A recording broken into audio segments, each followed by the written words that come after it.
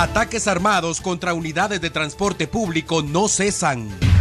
En menos de 24 horas, 3 colombianos han sido capturados por vínculos con el narcotráfico. Por orden judicial, más de 100 familias fueron desalojadas de terrenos privados al sur del país. Sin beneficios, Roxana Valdetti abandona sanatorio y vuelve a la cárcel Santa Teresa. Acusados de robarse el dinero de la comuna de Antigua Guatemala, pasarán fin de semana en la cárcel. Alerta sanitaria. Autoridades confirman primer caso de Zika en Hospital de Quiché. Escándalo. Abogada acciona contra ministro de la Defensa por revelar información confidencial. Prohibición de venta de licor en cercanías de centros educativos es obsoleta. Más de 70 millones de personas en alerta en costa este de Estados Unidos. Tormenta de nieve paraliza tercera parte del país. En los deportes, Djokovic y Federer avanzan a octavos de final en el Abierto de Australia.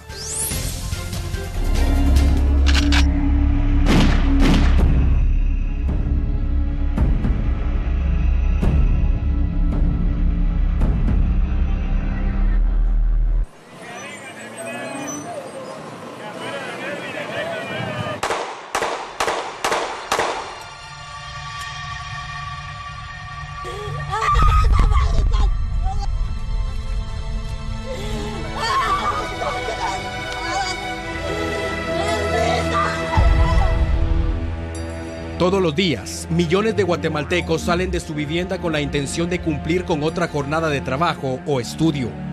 Muchos encomiendan su camino al Ser Supremo, otros no lo hacen, pero sin duda, todos salen con la idea de regresar al seno de su hogar, aunque algunos no lo consiguen. La razón es que miles de personas en nuestro país utilizan el servicio de transporte público para movilizarse, y pese a las acciones que anuncian las autoridades competentes, para nadie es un secreto que abordar una unidad de transporte puede significar el último recorrido de la vida. En cuestión de segundos, el viaje puede convertirse en una pesadilla mortal. Cuando nadie lo imagina, un pasajero puede levantarse de su asiento, caminar hacia el piloto y dispararle con saña. En cuestión de segundos, hombres en motocicleta pueden abrir fuego contra el autobús e impactar a todo aquel que tengan a la vista, sin pensar en que se trate de un piloto, ayudante o usuario. En cuestión de segundos, una bala perdida puede cegarle la vida a un guatemalteco que simplemente estuvo en el momento y hora equivocada. La vida puede apagarse en un abrir y cerrar de ojos.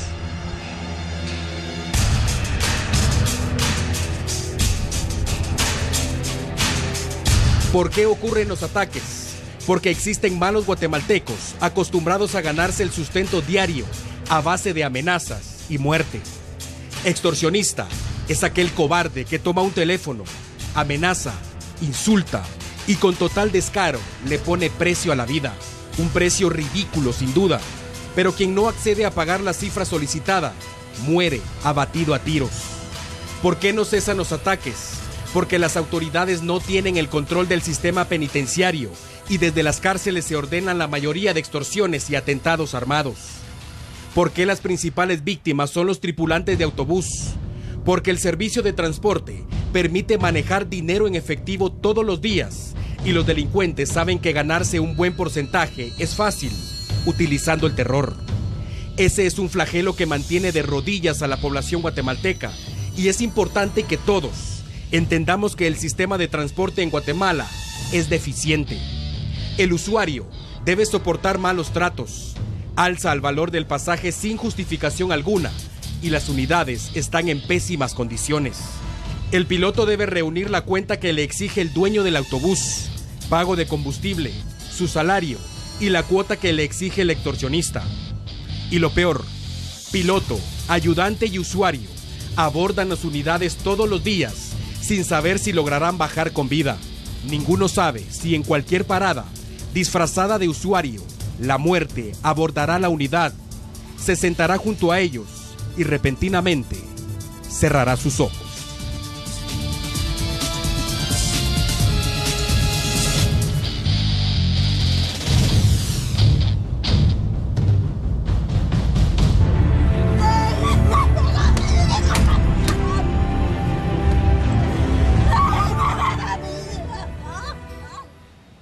Así damos inicio a nuestra emisión de este viernes. Buenas noches y gracias por su preferencia. Hoy un piloto de autobús se salvó de milagro. Herido, logró conducir hasta un lugar seguro y esta noche duerme en un centro hospitalario.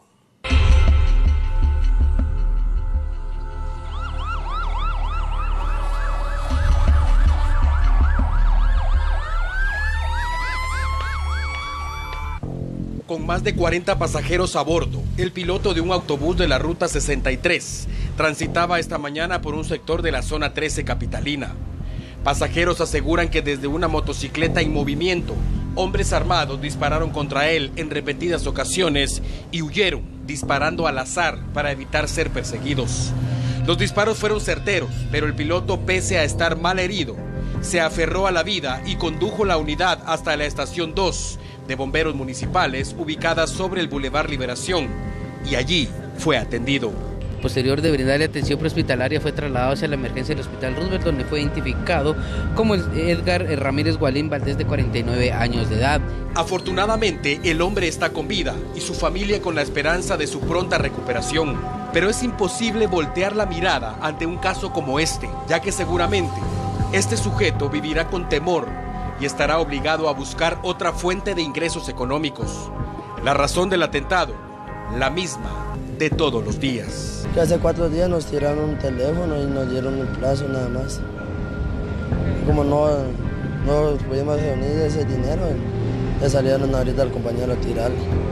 Según el ayudante, que prefirió que se omitiera su identidad, por cada autobús de la Ruta 63, los grupos de extorsionistas reciben hasta 6,000 quetzales al mes, lo que evidencia que el delito de extorsión es uno de los más rentables de Guatemala y cada año permite que los grupos al margen de la ley acumulen exorbitantes cantidades de dinero que los guatemaltecos honrados ni imaginan.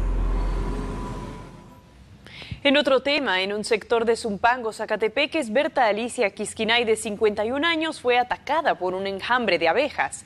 Los bomberos departamentales acudieron al área boscosa para rescatar a la mujer, pero los insectos le habían provocado la muerte. Más tarde, familiares de la víctima llegaron al lugar e informaron que salió a buscar leña con otra mujer cuando ocurrió este ataque. La acompañante no fue identificada y presuntamente fue quien logró escapar para pedir auxilio, aunque la ayuda llegó demasiado tarde.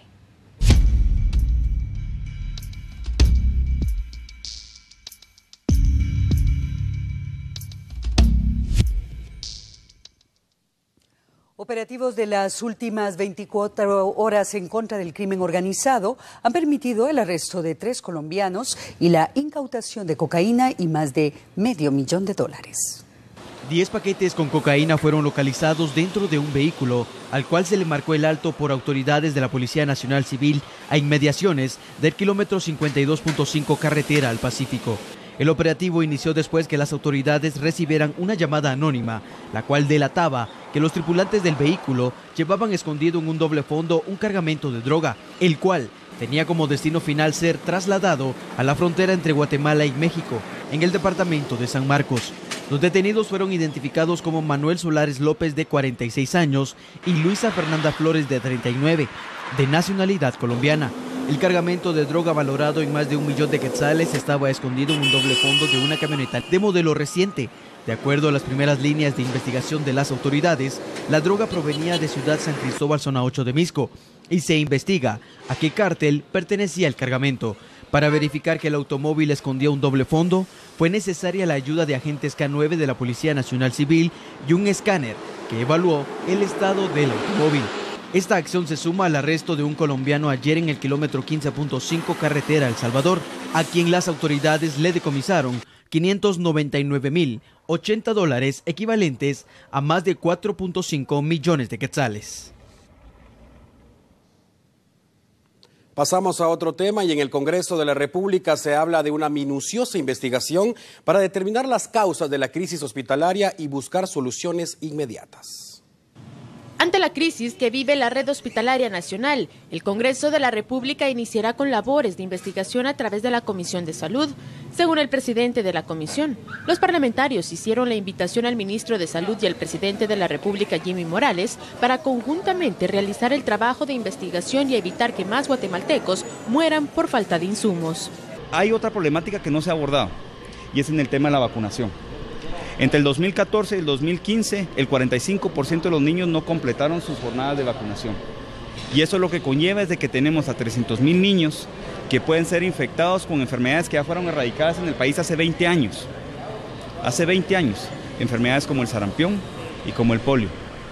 Entonces lo que queremos hacer es, por medio de ustedes, en los medios, es poder traer a la mesa de discusión la vacunación. Se va a abrir por medio de la Comisión de Salud una mesa técnica en donde vamos a invitar al Ejecutivo, al sector empresarial, a la cooperación internacional para abordar el tema de la vacunación. Entre las preocupaciones de los parlamentarios está la falta de vacunación en menores de edad por falta de medicamentos, así como evitar el robo de insumos dentro de los hospitales y el desabastecimiento. Desde principios del 2015, los hospitales nacionales han denunciado constantemente la falta de recursos y desabastecimiento de medicinas, por lo que miles de guatemaltecos no han recibido la atención médica necesaria. En los últimos días, la red hospitalaria recibió un donativo millonario por parte del Ejecutivo. Sin embargo, aún existe una deuda también millonaria a los proveedores a causa de un manejo irregular de fondos en el Ministerio de Salud.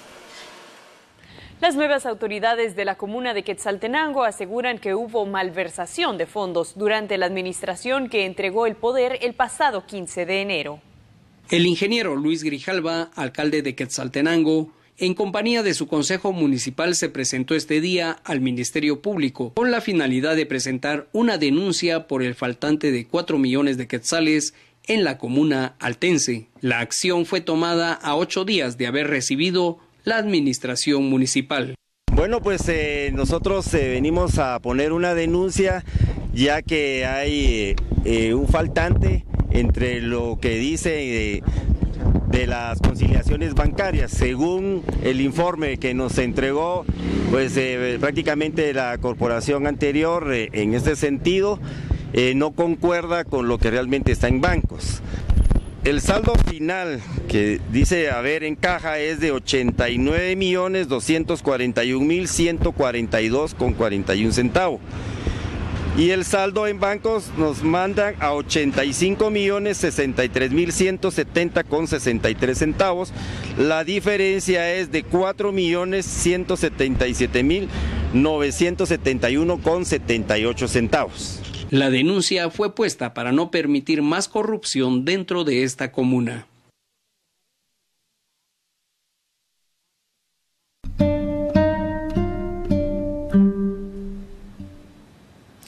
Y en más información, esta noche más de 100 familias guatemaltecas son víctimas de las inclemencias del tiempo. El lugar que habían convertido en su hogar fue edificado sobre terrenos privados. La falta de un empleo fijo, oportunidades y la pobreza son los principales factores de imágenes como estas. Hoy, más de 120 familias se han quedado sin hogar. Una orden de juez los obligó a desalojar un terreno en el que habitaban desde hace un año por la falta de un lugar donde vivir. A pesar que el desalojo se hizo de una forma pacífica por parte de la Policía Nacional Civil, la tristeza en el rostro de estos ciudadanos lo dice todo. Son familias de escasos recursos, por lo que no pueden adquirir una vivienda digna para sus seres queridos.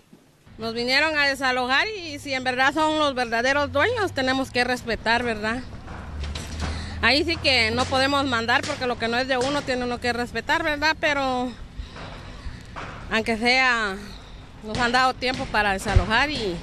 Sí, lastimosamente en Guatemala hay muchas situaciones que se están viviendo y una de ellas es las invasiones. Nosotros pues vamos a perimetrar inmediatamente de la salida de ellos todo el inmueble y se piensa ya en la realización de una construcción más formal para evitar este tipo de intromisiones. Las autoridades reconocieron que a pesar de que las personas no tienen dónde vivir, fueron conscientes del problema y desalojaron sin hacer problema alguno. Se inició con el protocolo debido y establecido para este tipo de eventos, notificándoles en compañía de Derechos Humanos, Ministerio Público y el señor juez que se apersonó al lugar.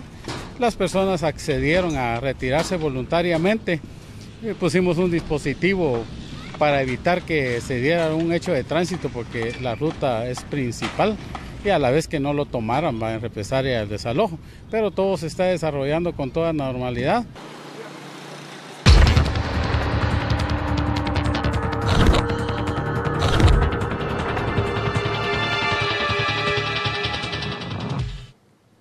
Vamos a ampliar ahora otro de nuestros titulares. De la comodidad de un sanatorio privado a lo frío de una cárcel pública, Roxana Baldetti fue trasladada esta madrugada bajo estrictos protocolos de seguridad.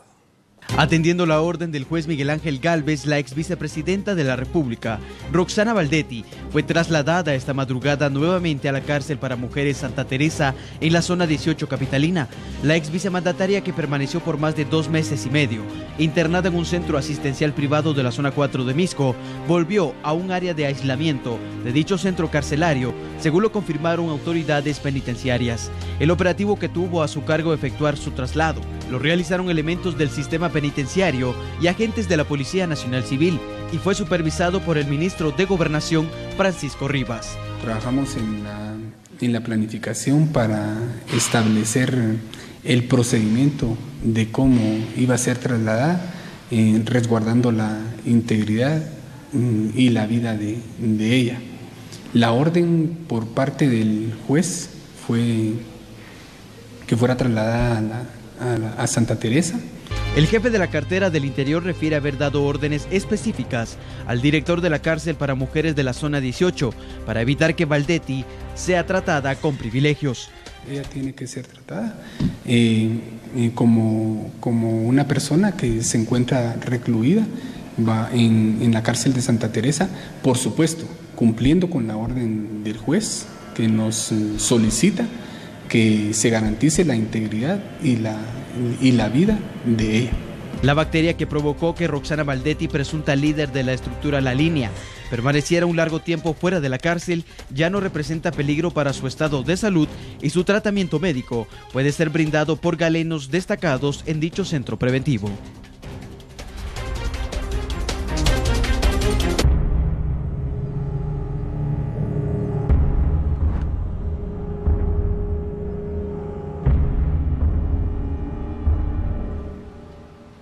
Las 11 personas acusadas de robarse los fondos de la comuna de Antigua Guatemala pasarán el fin de semana en la cárcel. El proceso penal en su contra ha sido aplazado para la próxima semana.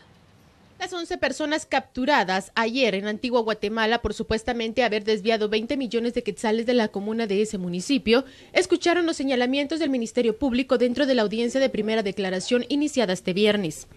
El Ministerio Público los indica de haber cobrado contratos anómalos y la adquisición en el 2010 de un contrato por 2 millones de quetzales para la instalación de cámaras de vigilancia a una empresa en específico, pero el mismo fue facturado con otro nombre. A la empresa La Maco, propiedad de Leonel Rodrigo Amado Molina, cuñado del alcalde, 700.087 quetzales con 84 centavos. Cofex, propiedad de Analisa Coloma Gaitán de Amado, 4.436.713 quetzales con 34 centavos. A la empresa MAC, propiedad de Claudia Suset Vela Sagastume, 5.535.148 quetzales con 56 centavos. A la empresa de La Roca, propiedad de Josué Renato de La Roca Santana, 2.248.280 quetzales con 4 centavos. Entre los señalados por el Ministerio Público figura el exalcalde de la Antigua Guatemala, Edgar Francisco Ruiz, y 2 auditores de la Contraloría General de Cuentas. Según el Ministerio Público, por el tipo de complejidad en el caso y sumas millonarias en desfalco, los 11 sindicados son señalados de los delitos de asociación ilícita, concusión y peculado, entre otros. Por la cantidad de sindicados en el proceso, la audiencia fue suspendida y continuará la próxima semana.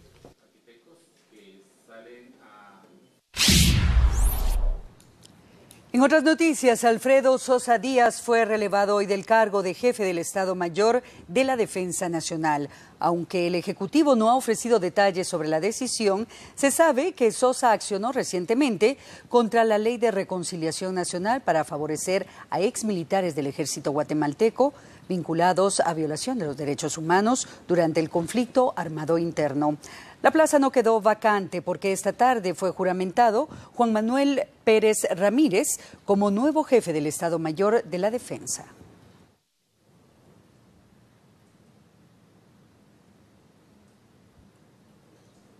Una abogada accionó legalmente en contra del ministro de la Defensa, Williams Mancilla.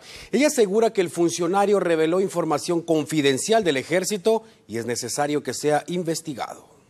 La abogada Telma Peláez Pinelo emitió una denuncia hoy en los tribunales de justicia contra el ministro de la Defensa Nacional, Williams Mancilla. El funcionario goza de inmunidad y para que sea abierto un proceso penal en su contra, la solicitud debe ser admitida por una comisión pesquisidora nombrada por la Corte Suprema de Justicia y posteriormente deben ser los diputados al Congreso de la República los encargados de decidir si se le retira o no la inmunidad. De acuerdo a las acusaciones de la abogada, el funcionario de Estado vulneró algunas resoluciones constitucionales como la violación al secreto militar. Se dice que facilitó información al Ministerio Público. Se ventila contra 11 militares en situación de retiro por desapariciones forzadas y deberes contra la humanidad durante el conflicto armado interno.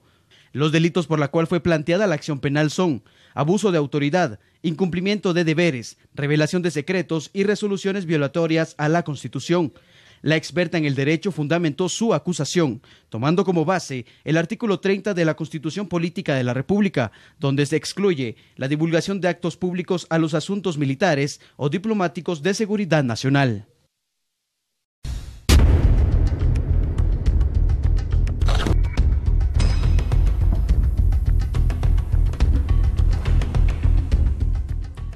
Continuamos con más noticias y pese a las acciones de prevención anunciadas por las autoridades del Ministerio de Salud Pública, tal parece que la expansión del virus del Zika es inminente en nuestro país.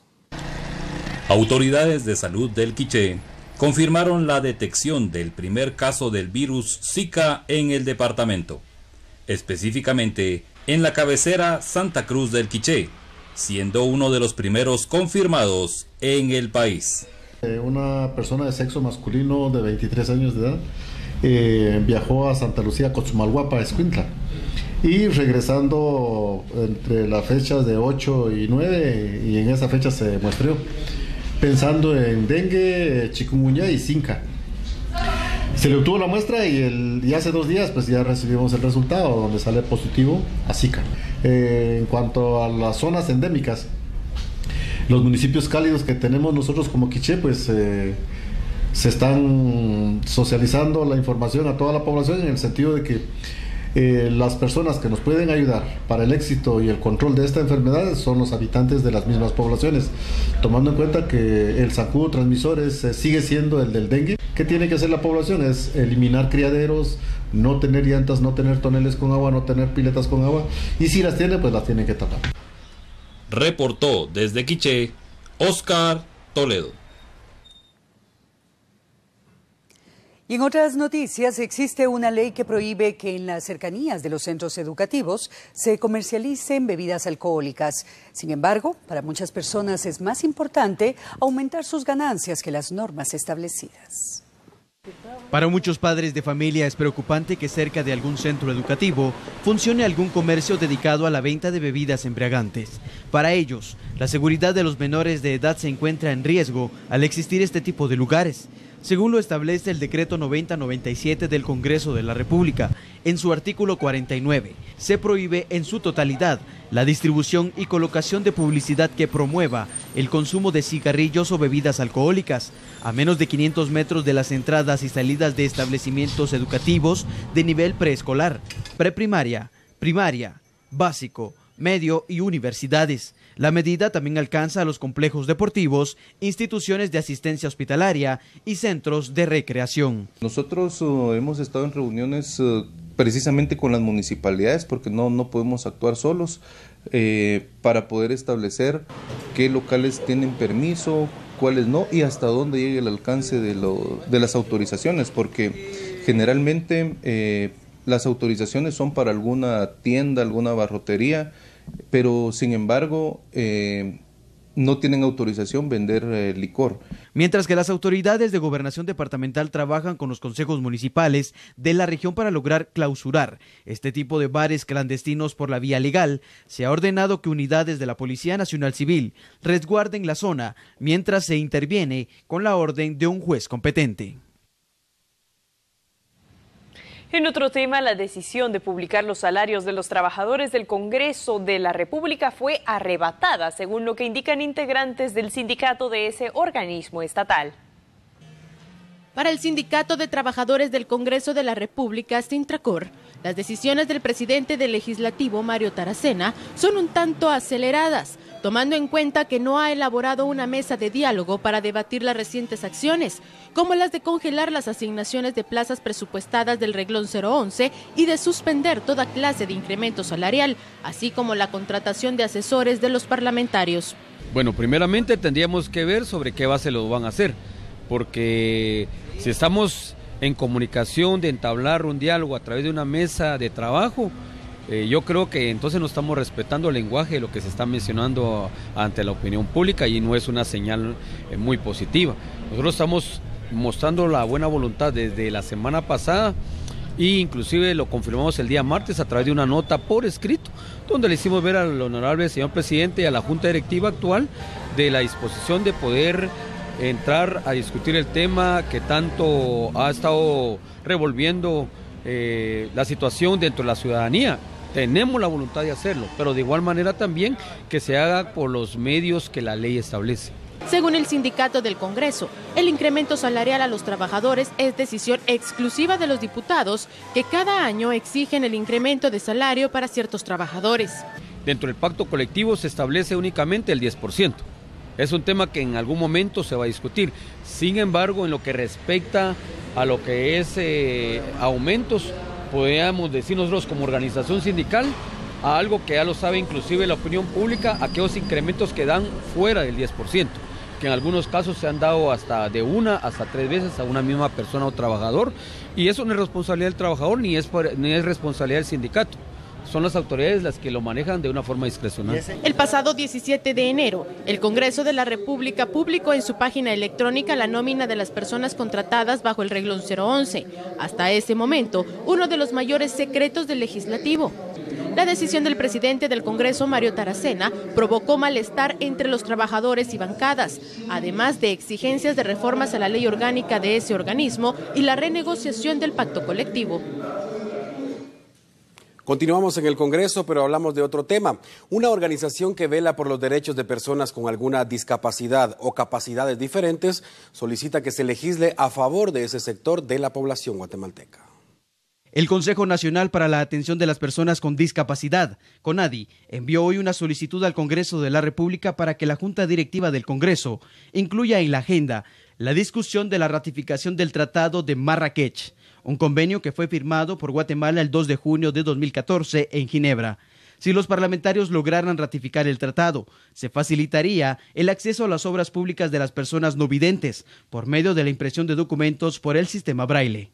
Un analfabetismo que supera los 53% de personas con discapacidad en el país por múltiples razones, pero una de esas precisamente es el no acceso a la lectura.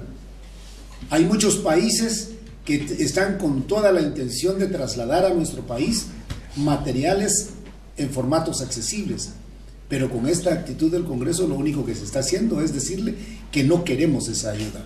Recordemos que la recreación para las personas con discapacidad de alguna manera está restringida en nuestro país y en la mayoría de países, por lo que la lectura se vuelve importante para que las personas puedan tener este espacio, pero lo más importante es que puedan tener la preparación académica, que es muy importante para el país.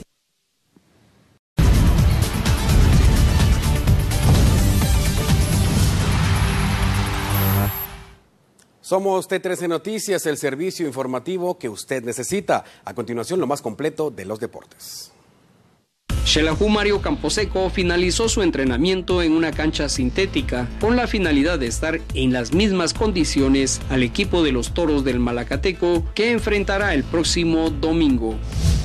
Hemos estado esta semana entrenando aquí en la cancha sintética para ya agarrar la forma de jugar allá en Malagatán. Va a ser un partido fuerte.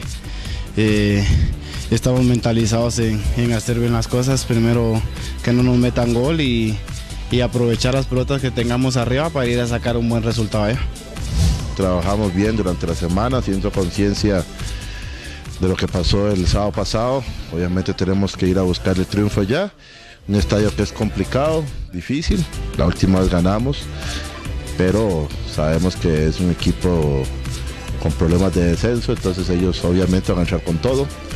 Nosotros sabemos que quedamos en deuda del sábado pasado y también estamos obligados nosotros.